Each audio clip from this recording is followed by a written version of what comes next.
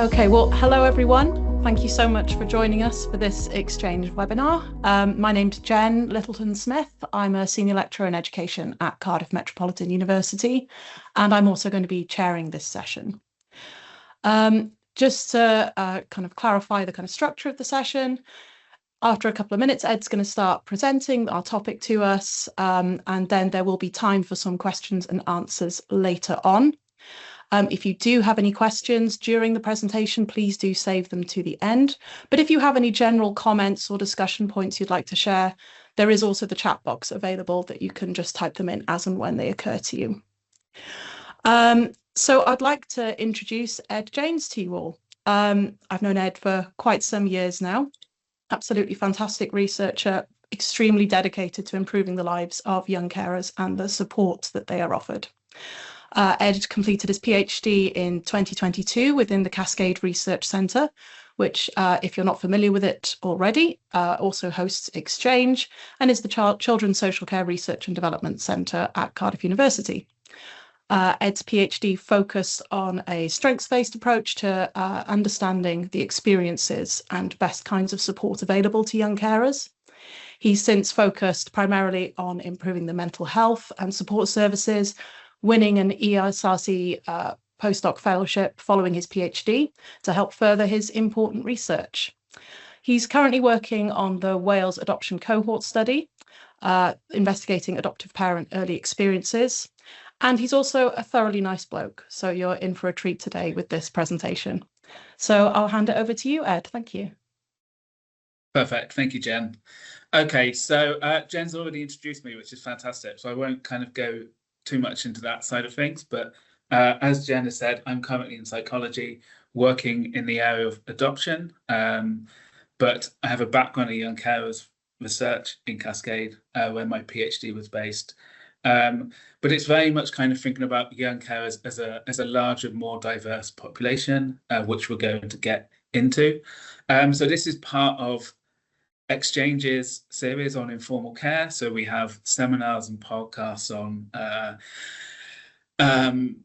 adults caring for children in kind of things like kinship care or care experience kind of settings. We have adults caring for each other, but we also have this webinar, which is on children caring for parents or caring for other family members.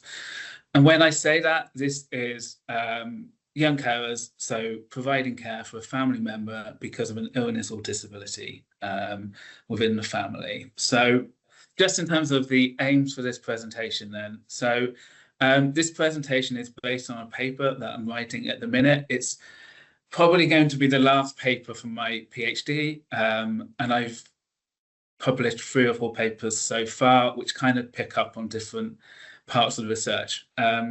Today is going to be a bit different. We're going to be thinking about a model, so kind of an end point, and this will likely be the last paper, I think. But then in terms of the aims, so it's very much thinking about young carers as a large but diverse population. So we'll be doing a little bit of consideration about how this sits compared to the focus on young carers as a small group with substantial responsibilities. That's often the focus. I will give a bit of a brief summary of the Caring Lives project, so both in terms of the methods and the results. But I kind of thought, rather than kind of front loading this webinar with a lot of literature and a big focus on the study, it would be better to kind of backload it and think more about the model that's at the end and kind of some of the key things that are coming out of it. So hopefully the balance is going to be right. And yeah, let's kind of get started properly.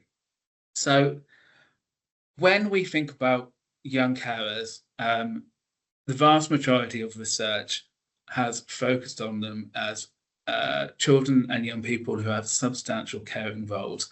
So this is a definition from an Encyclopedia of Social Work in 2000. So it's probably the most referenced definition for young carers that we have.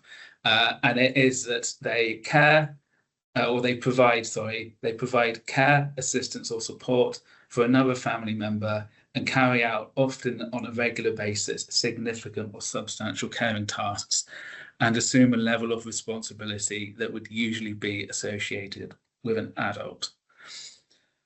And one of the kind of central finding that's come out of this focus on young carers over quite a long period of time is that the caring role disrupts the balance between education and social opportunities that other children have. And if we take that for kind of the central finding, we know that there are then a number of knock-on effects. So the mental health of young carers with substantial caring roles, is poorer than other children. We have a set of outcomes here. So young carers struggle with school, either missing school or being late. Then this affects things like educational outcomes. It affects the grades that they get. It affects things like GCSEs and A-levels.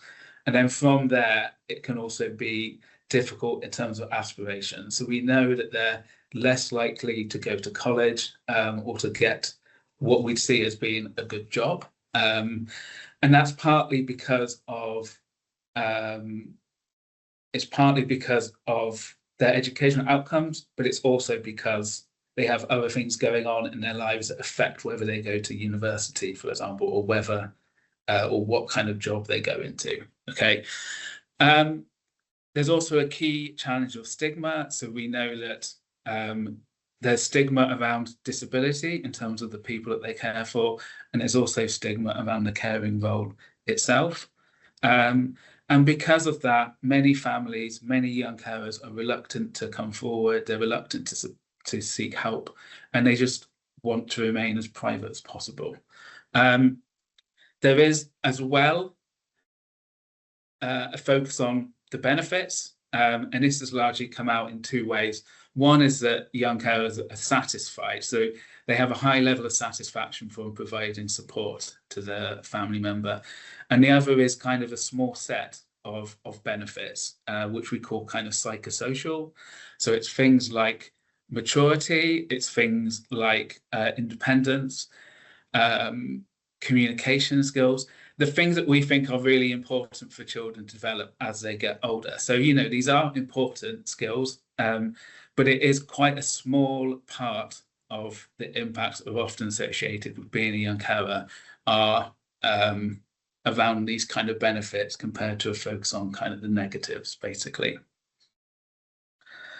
So I should also say as well, so we have young carer projects which have been set up largely as a result of this focus on in research on substantial responsibilities. And we know that they provide a vital role in supporting young carers, particularly in terms of social support,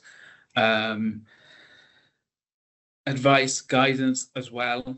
And we know from research that they are really valued and they're really kind of seen positively by those young carers that access support. We know that many young carers who have the higher roles, they don't access the support because they're not known, but it does seem to provide like a vital role.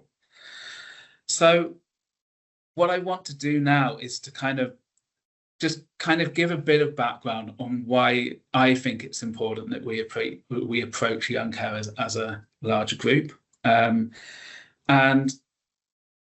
it has been long recognised that young carers aren't just those who have substantial responsibilities. So there's not, you know, children who have really high level responsibilities, no one with no responsibilities, and then a large group of none young carers, for want of a better way of putting it.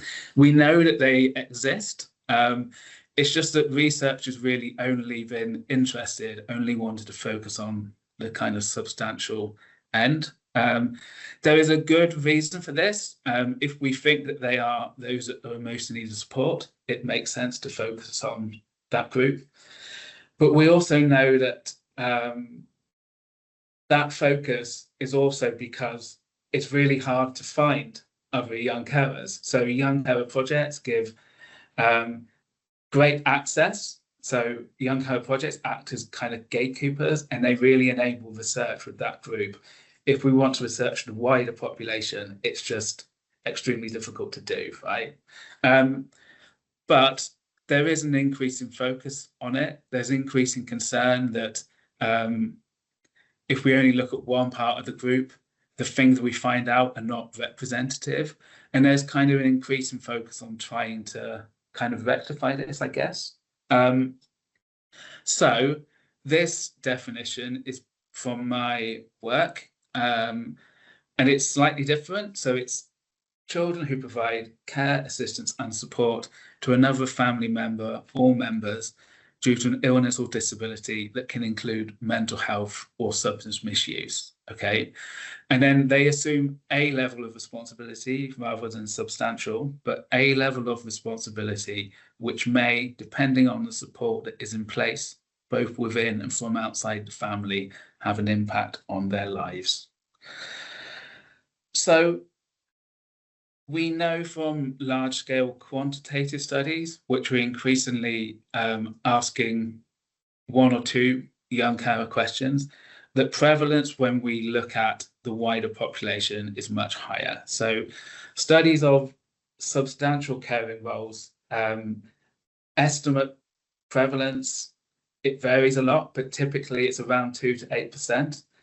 When we think about young carers as this larger population, we have a research centre in Cardiff University called SHRN, which is the School Health Research Network. They have asked a question on young carers for several years. So they've got 2 or 3 years worth of data. And it's completed by over 100,000 young people in Wales. And they estimate prevalence at 16 to 17%, which does feel very high. But we also know that studies in Scotland and Ireland have found estimates of 12%, England 14%. So there is a trend that when we think about young carers as this larger group, that prevalence is a lot higher. And in some ways, it seems almost alarmingly high that we have this amount of young people providing care. We also know that this group, so this larger group, are more likely at risk of poverty, and that they also have, again, poor mental health compared to the wider group. But there is also a need to kind of interpret this prevalence figure a bit more, okay? So this slide is based on data from SHRN, again. And in addition to asking if someone's a young carer, they also ask, and that's the question on the left, so a lot of young carer questions are careful to define what a young carer is and then ask, just because we know that awareness is really low. So the question on the left is the kind of young carer status question. And on the right, they also ask, how regular are your responsibilities? So in SHRN, it's a kind of a regularity question. And if we look at the results of this, we have a significant number of the group who are providing care on a daily basis or on most days, which we probably view as being substantial. But we also know that there is a significant number here that are providing weekly, monthly, less than monthly. So the idea that we have a large prevalence of young carers all providing really high level isn't the case. We can also see from another one, so this is the longitudinal study of young people in England, which is what I used for my quantitative data. And again, they ask a general question, and then on the right, they ask a question around time spent caring and its number of hours a week. And again, you can see that the vast majority of people, of young carers in this group, are providing under 7, under 10 hours. So again, it's just about kind of saying, you know, large prevalence, but thinking about it as a much more diverse population, really. So the key question, why do we want to research young carers as a large population? For me, it's about recognizing that they are a large population, so we should study them in that way. And when we accept that prevalence might be as high as 16, 17, 15%, we expect that there's a lot more variation in the positive and negative impacts depending on the caring role. Okay, so that includes the role that they have. It includes diversity in terms of the person that they care for, the support that they're accessing, whether they're identified. So it's kind of saying there's a lot of different factors that affect the impacts of being a young carer, and we really need to kind of explore it more rather than just focusing on the kind of higher end. Okay. And then I think there's also value in saying there's nothing wrong with studying the positive benefits, the positive impacts of being a young carer, and that actually, if we do that, it can better help us understand when and why caring becomes problematic, which in terms of things like support, for me, it's kind of a crucial thing going forward, really. So just to give a little bit of a summary of the Caring Lives Project then. So this was a study that sought to understand why the impacts of caring vary depending on the individual circumstances of the child, as I've just said. And it was a mixed method study. It used realist methods, so it was kind of realist informed, which I won't go into too much detail on, but realist methods effectively seek to study a system to understand why the outcomes are good for some people and bad for others. So in this case, it was about studying young carers and thinking about why are some young carers having really negative outcomes, why are some having less negative, and why are some potentially having positive outcomes. But it's also kind of about saying, if we know that, then we can identify the point in the system where if we make a change, we might bring positive, it might have a positive effect on the population. So mixed methods, it included, I'll go into this a little bit more detail in a minute, a quantitative element that was a longitudinal analysis of secondary data, and it included a qualitative study as well. And the aim was that those mixed methods helped refine what came out of what was effectively a literature review, like a realist literature review. So just to kind of go into the findings in a little detail and also the methods that we use. So first of all, the quantitative analysis. This was used, as I said before, the longitudinal study of young people in England. And this was 3 waves of longitudinal data for the same 12,500 approximately young people, okay? And it included a young carer status question, so a definition of young carers, and then are you a young carer? And it also included a time spent caring question, okay? And that enabled me to divide the group into those who had substantial caring responsibilities, those who had non-substantial care responsibilities, and those who had no responsibility, so those who were not young carers effectively. And then the aim was to model and compare the mental health of the 3 groups over time. So look at how their mental health compares in the short term and then in the long term. And just to kind of give a quick summary of the results. So slightly surprisingly, there was little difference in short-term mental health between the 3 groups, okay? So the mental health of those with substantial roles there was very little difference between them and other young carers and the wider population. But what I did find is that their mental health in the long term, and this was 4 years later, was markedly poor, okay? For those who were young carers, and particularly the case for those who had substantial roles. So effectively, the caring role has a negative effect on young carers in the long term, but not so much in the short term. And what it kind of did was it kind of highlights there's possibly an interaction of 2 different things going on. So we have duration of care, so amount of time in the young carer role, basically being possibly more important than previously thought. So being a young carer for a short amount of time doesn't seem to have that much of an effect. But if you go into 2, 3, 4 years, it really does become much more noticeable. But also it's kind of interactive with size of the role. And when you have long-term and substantial, you really start to see detrimental mental health. And the qualitative then, so this was a longitudinal phenomenology, and the idea of phenomenology, just to kind of give a quick and easy kind of summary, the aim of a phenomenology is to present the experiences of the research participants. So it's not about the researcher interpreting it, and in fact you try and remove your own experiences and background from your analysis. It's just about saying these are the experiences of the people that took part in the study.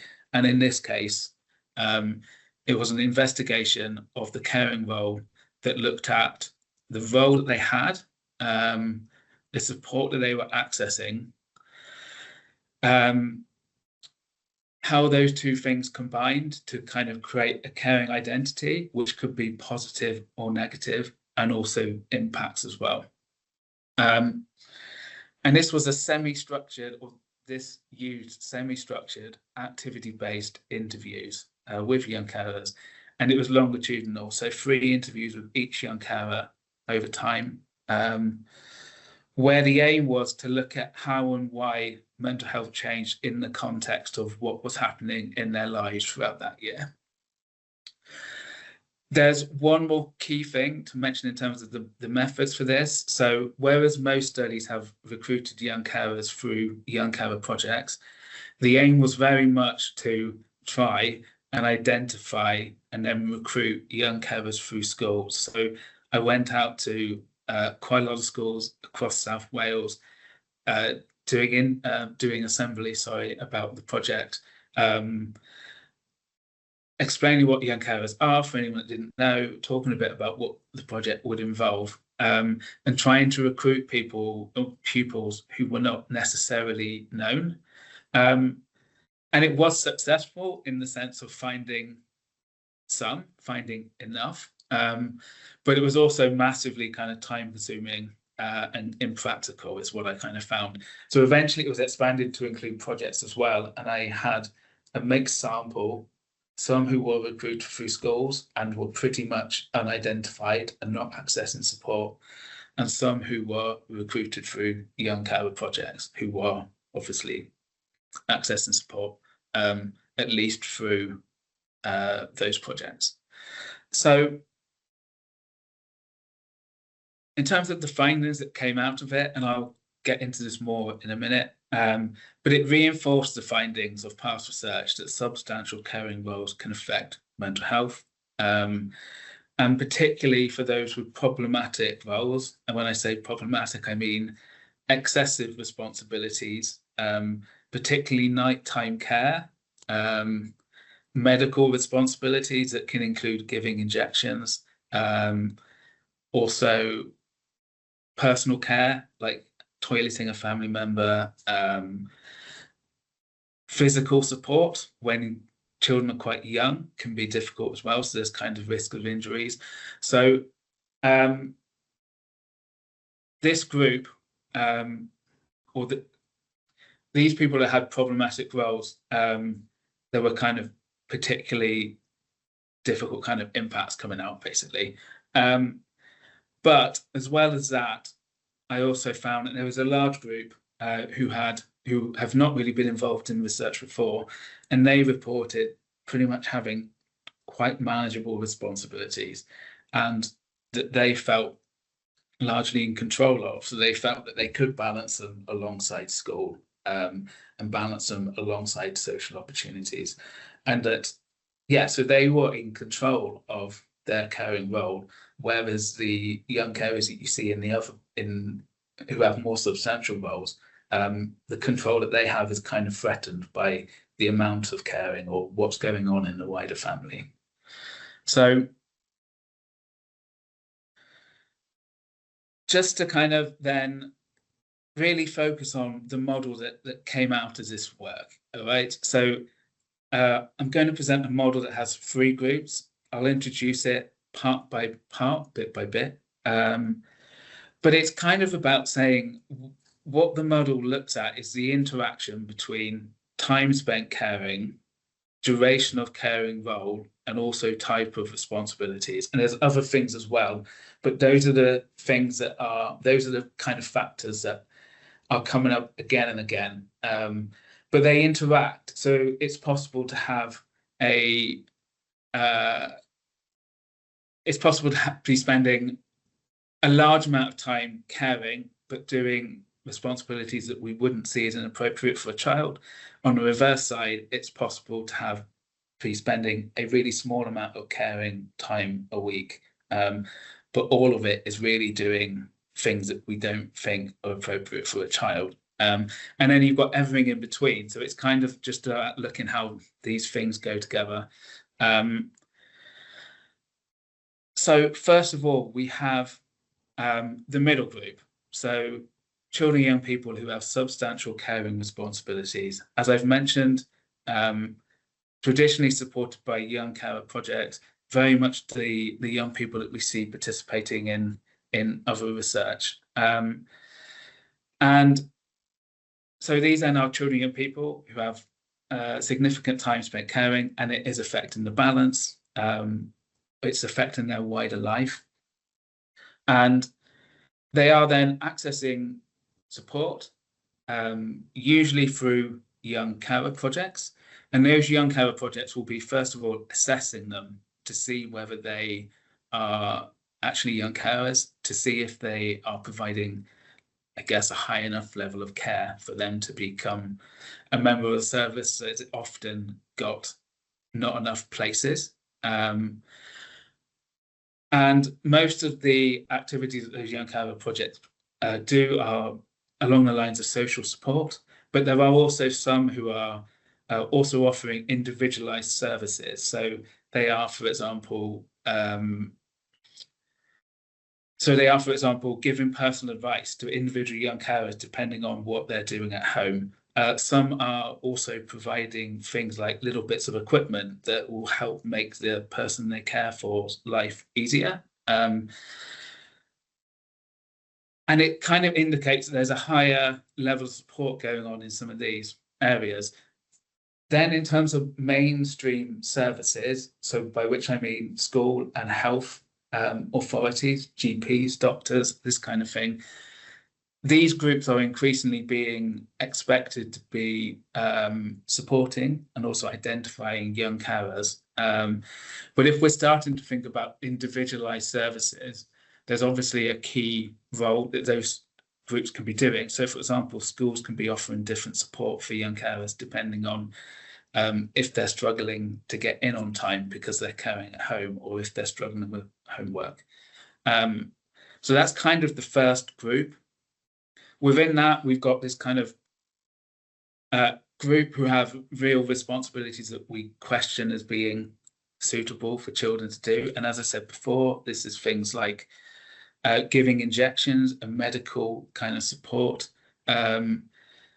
One of the people who participated in the qualitative research was staying up till 3 or 4 in the morning every night, providing care, giving injections, monitoring the person they were caring for. So all of those things are kind of potentially flagging as really quite problematic roles that could be quite could have quite negative effects. And for these, it's about kind of saying, Young Carer Projects, are they really able to provide these things? So are they able to provide the medical training that we keep talking about young carers needing if we're happy that they should be doing that role in the first place? Are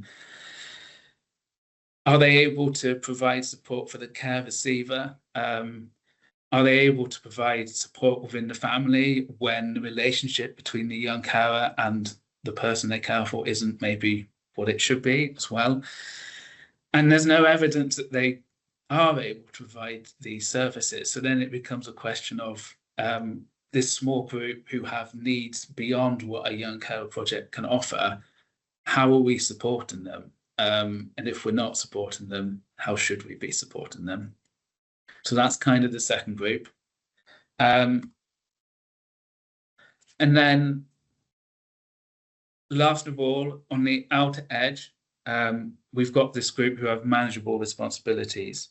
And this is a large group, rarely researched group.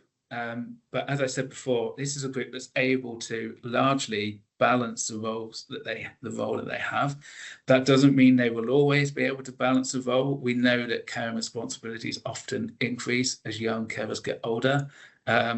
So we really need ways of kind of identifying first of all, but also following young carers and identifying them when the need for additional support appears.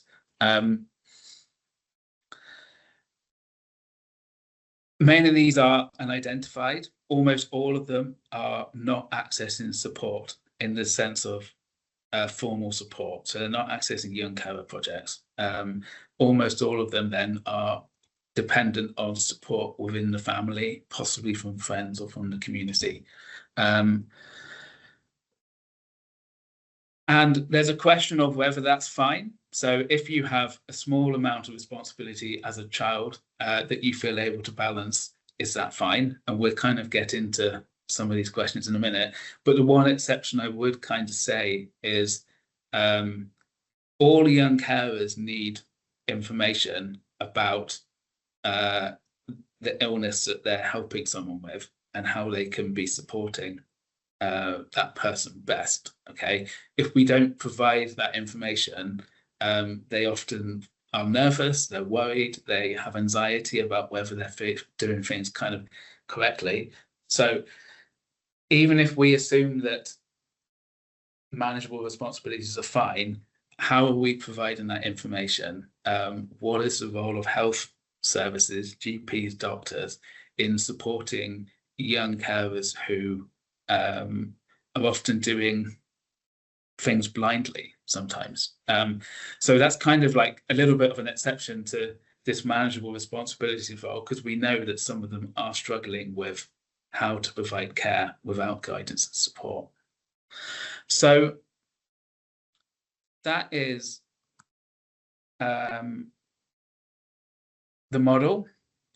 There is more detail to it, but in terms of being able to kind of present it in a short amount of time, I've kind of kept it fairly broad, basically.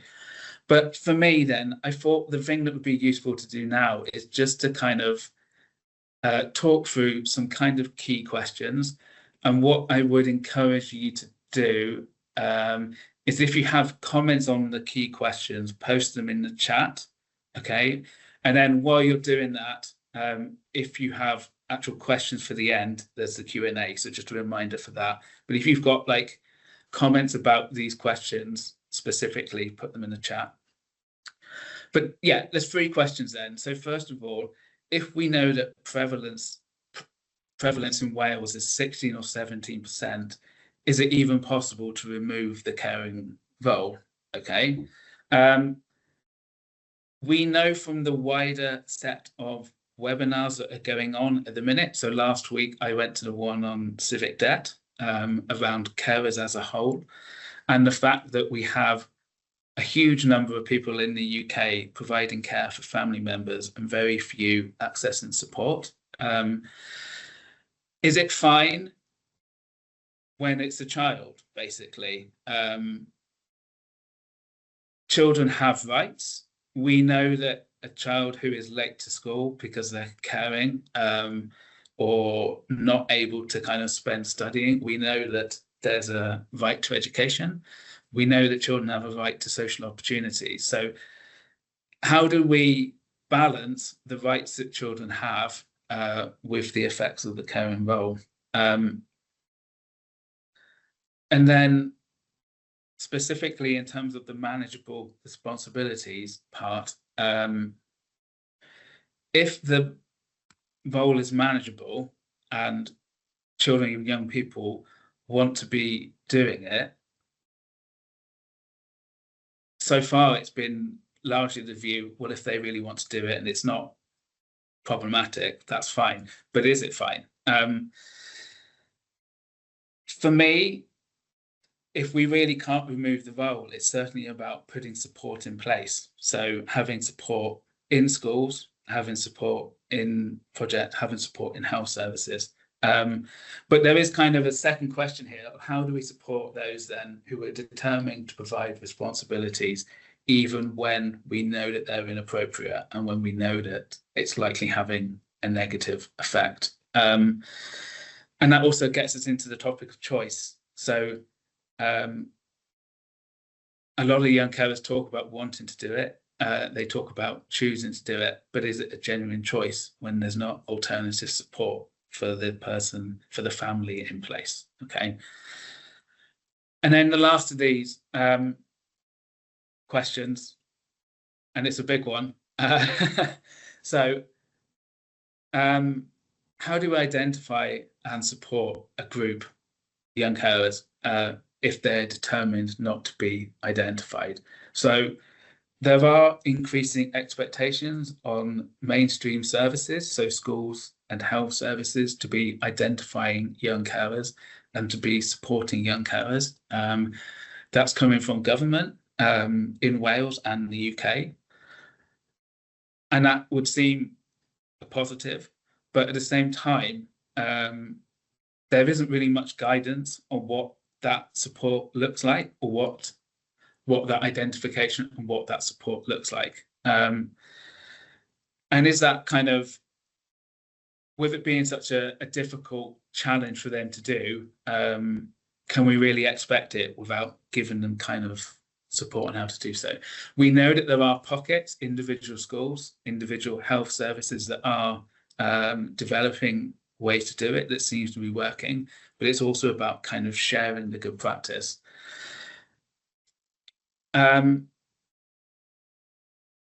Okay.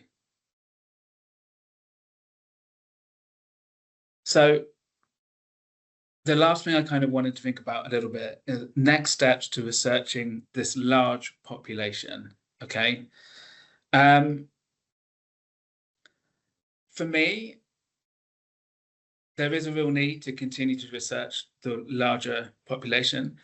There's a real need to be looking at the different aspects of the caring role and which ones are particularly important to impact. So just to kind of cross over very briefly into studies of care experience. So when we study care experienced young people, we gather all kinds of data. We gather data on why they've gone into care. We gather data on a number of different risks. We gather data on time spent in care, number of moves in care. There is a real kind of large set of factors that we consider, and we gather all of it so we can kind of look at which of these are really important for outcomes and which of them are not so important. We don't really do that with young carers. And for me, we really need to be gathering more to look at what are the real risks. And if we know what the real risks are, we can start to bring in support that's informed by that. So I've got a table here, and it gathers different potential factors that we could look at to kind of think about what are the risks of being a young carer and how do they kind of combine together. So we've got here some on responsibility, and these are the things that we most often think about. So longitudinal studies of the whole population are increasingly asking about time spent caring or regularity of caring role. And that's vital because it really helps us understand difference within, or it helps us investigate difference within the population. Duration of role isn't really a direct question, but if you've got it appearing multiple times, you can look at that.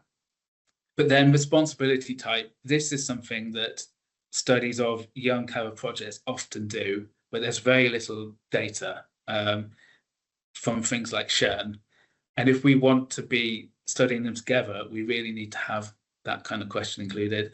There's other things too. So we think that the number of people being cared for probably affects outcomes, who they care for, the illness that person or people have, and then support. So if a young person is a sole carer, if they're accessing support, if they're identified, family size, these are all important things that potentially affect outcomes of young carers.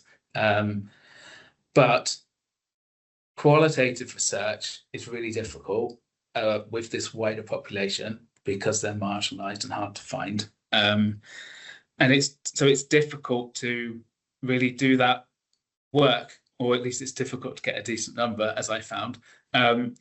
Quantitative data is really limited because we're really only asking, are you a young carer and how much time do you spend caring? And for me, just as kind of a final thought, if we really collect more data on young carers, which can help us understand what are the real risks, what are the real factors that lead to positive and negative, it could really improve how we support young carers in the future. It could also affect how we assess young carers. At the minute, we only assess young carers through projects, which reaches, again, that kind of tip of the iceberg of young carers. But actually, if we really improved what we collect, we could then start to apply it to all young carers and assess the wider population, basically. That's me done. Thank you so much, Ed. That was absolutely fascinating. And I mean, I think just reflecting on kind of where your research has kind of come at this point of kind of understanding of young carers more broadly, it really feels like so much progress has been made in understanding this population in the past sort of 10 to 20 years. And yet in this kind of getting into the nitty-gritty detail around, well, what's the variation in young carers' experience, lets us all kind of understand just how far we've got to go in kind of really improving these services and support. So yeah, it's absolutely fantastic. Thank you. I have lots and lots of questions ready to go, but let's just see if we're having any through. We have a Q&A section, which I don't know. Sorry, can I say one more thing that I forgot to say? So it's the very end of the presentation. So the other thing I was going to say is that the alternative way to I'm trying to think how this fits now within the wider presentation. So I was just going to kind of say that when we think about marginalization and stigma and the expectation that we have on mainstream services to be supporting young carers, the alternative is, and it's a very difficult challenge, is that we try and change the narrative around young carers. So this is cultural change, which is always extremely difficult to bring. But maybe we should be trying to switch the focus, the narrative, if you like, on young carers as a small group with substantial responsibilities, and actually try and change it towards saying, well, actually, they're a large group, they're a really diverse group, and mostly, for the want of a better way of putting it, that's fine. But we also know that at the very end of this large spectrum is a small group of young carers who really need support. And I kind of wonder whether if we made that kind of narrative change, whether that would affect some of the stigma that we have around young carers.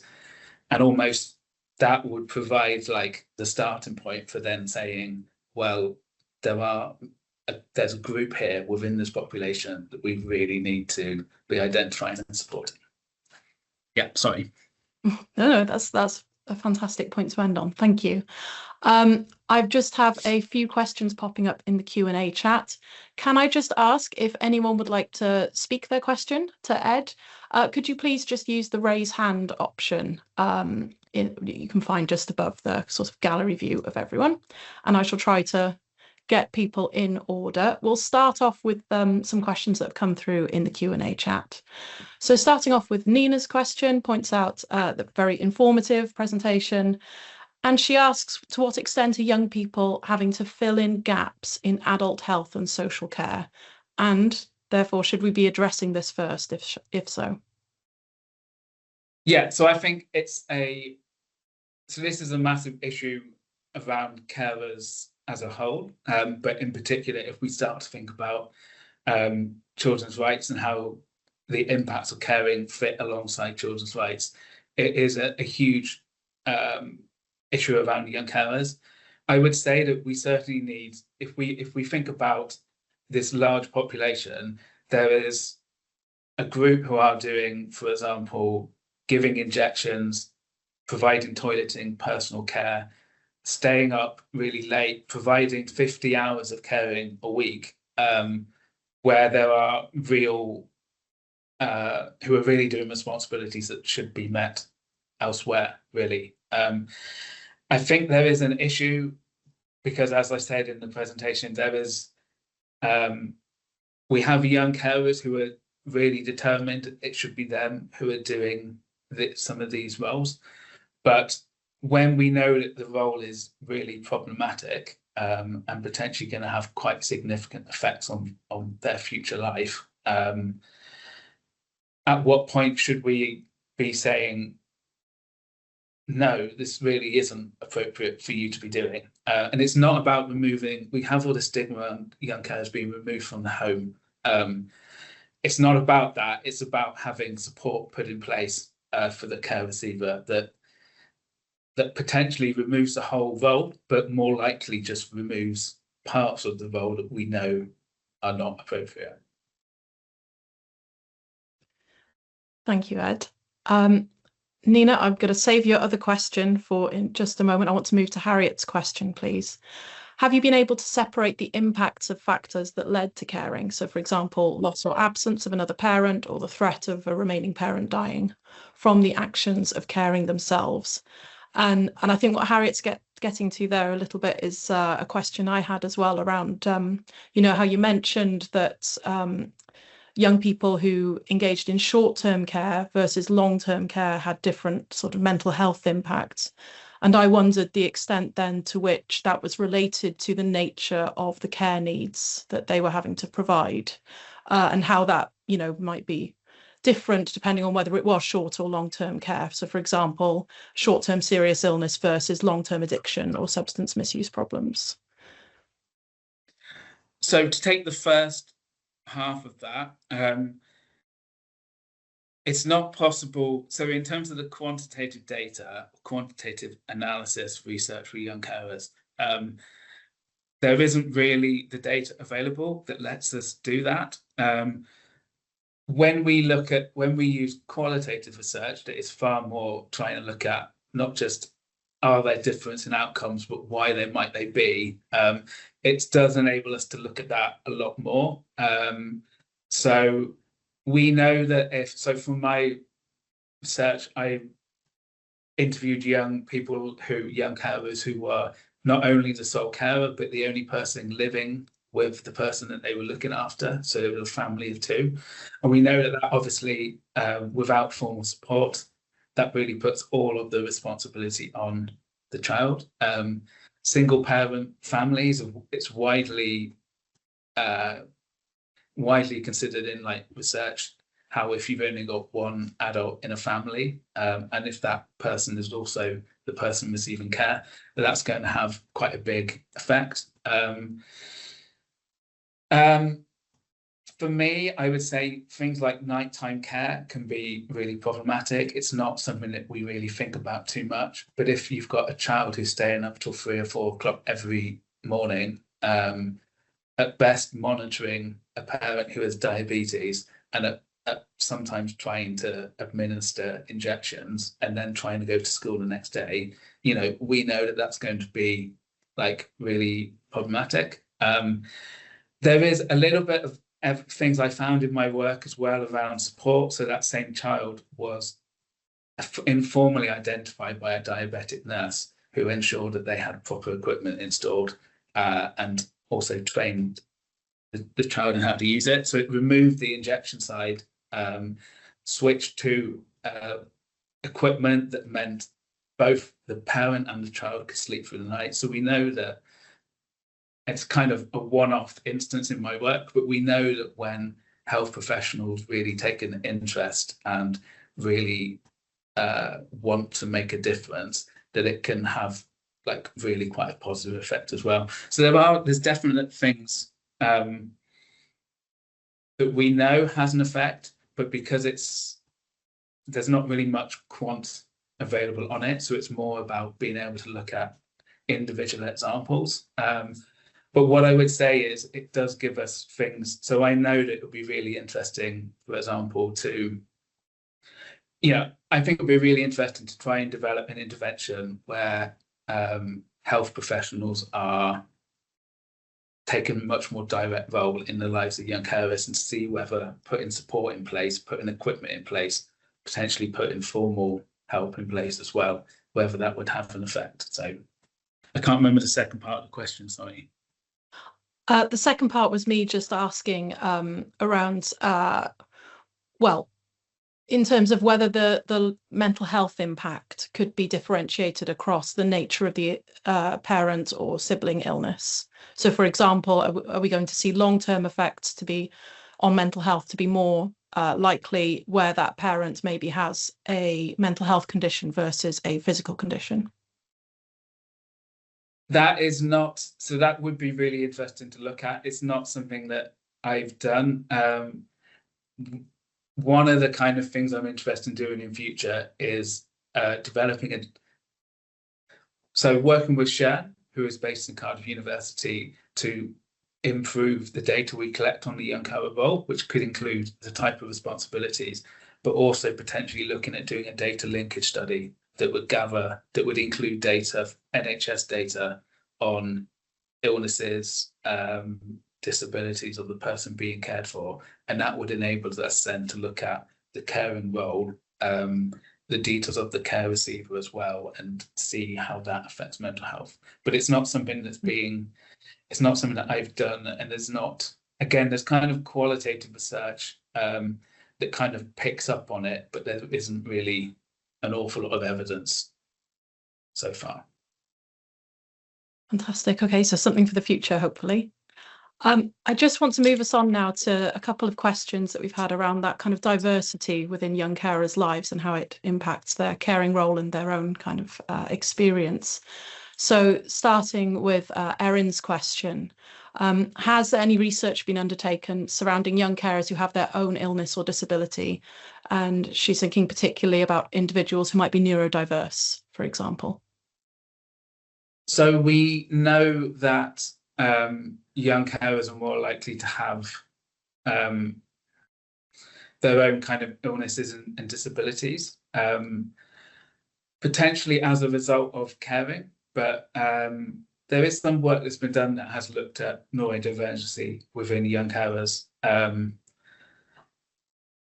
mean, there's also the potential that so we have young carers caring for people with genetic illnesses that they may also have in the future as well. So there is a little bit of work that's kind of looked at like illness amongst young carers that can either be due to the caring role, but also potentially outside of, yeah. Fantastic. Thank you, Ed. And then to bring us to Nina's second question, did you have the opportunity to look at cultural differences in the extent to which young people take carer roles? We didn't, or I didn't in this.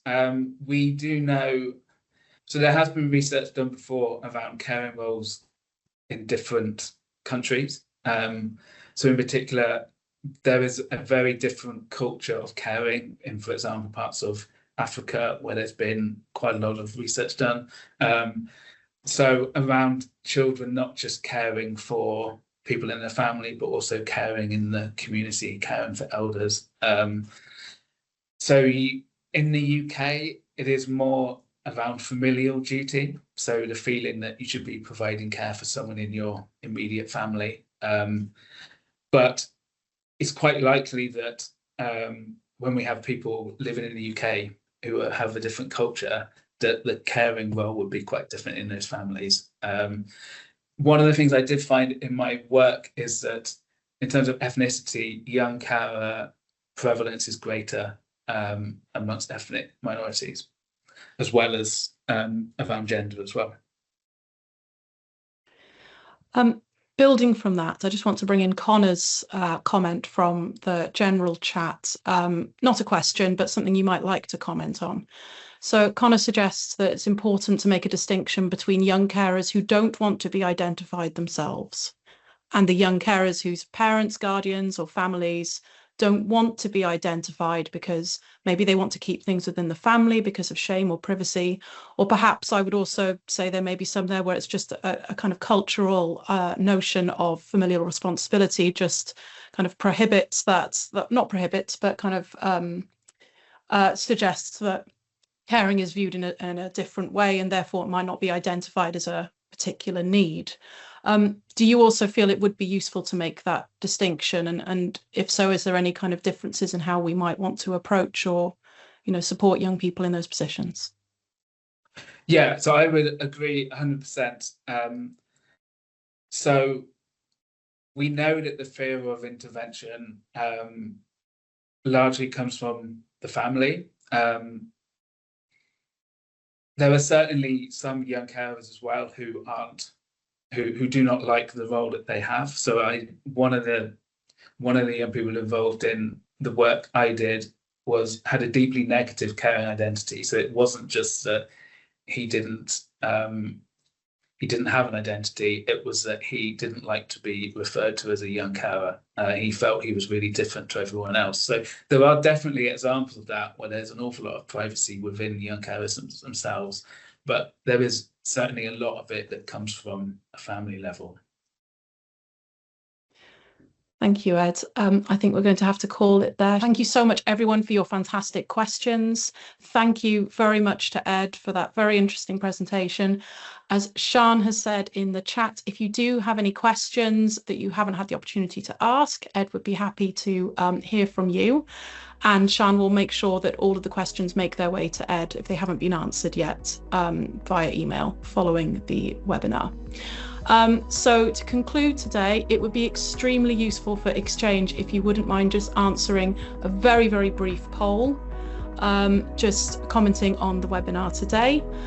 So that should be popping up on your screen. If you wouldn't mind, please completing that. That would be fantastic. And thank you all so much for attending on this beautiful day and have a wonderful afternoon. Thank you.